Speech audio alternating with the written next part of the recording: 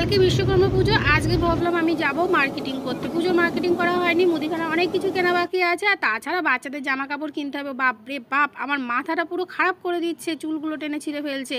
ওইদিকে আমার বোনের ছোট ছেলে, আর আমার ভাইয়ের ছেলে, আর এদিকে আমার দুই ছেলে, তিনজনে, এই চারজনে মিলে আমার মাথাটা পুরো খারাপ করে দিচ্ছে। কবে যে নতুন জামা হবে, কবে নতুন জামা হবে। যাই হোক, আজকে একদম সময় করে বেরোবো ভেবেছি। ওফ, 3 দিন ধরে যা বৃষ্টি হচ্ছে, কি করে যে বেরোবো আমি বুঝতেই পারছি না। কিন্তু আজকে আমি ভাবলাম না, আজকে বেরোতেই হবে।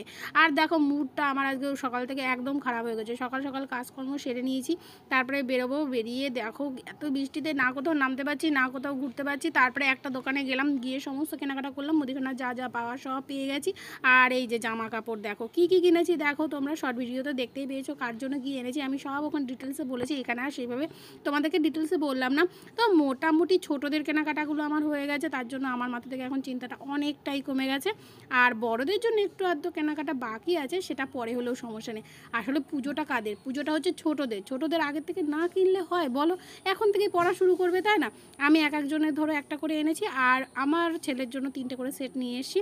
ওদের সারা বছর লাগে, ওই কারণেই নিয়ে এসেছি। ওর ছেলের জন্য যেটা কিনেছি, আর বোনের ছোটো ছেলে বলতে মানে বোনের একটাই ছেলে, আমি ওকে ছোটো বলে ডাকি, ওই জন্য ছোটো ছেলে বললাম।